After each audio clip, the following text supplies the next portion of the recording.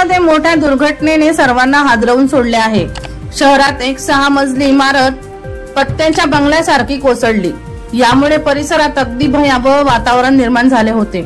या घटनेनंतर एनडीआरएफ आणि अग्निशमन दलाची टीम घटनास्थळी पोहोचली। आतापर्यंत 7 जणांचे मृतदेह ढिगाऱ्यातून बाहेर काढले आहेत। मात्र ढिगाऱ्याखाली अजूनही अनेक लोक अडकलेले असण्याची भीती व्यक्त केली जात आहे।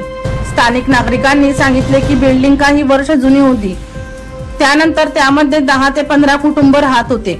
शनिवारी अचानक मोठा आवाज आला आणि बिल्डिंग पत्त्याच्या बंगल्याप्रमाणे कोसळली। परिसरात सर्वत्र धुळीचे कण तयार झाले। नागरिकांची पळपळ सुरू झाली। संपूर्ण बिल्डिंग पूर्णपणे जमीनदोस्त झाली आहे।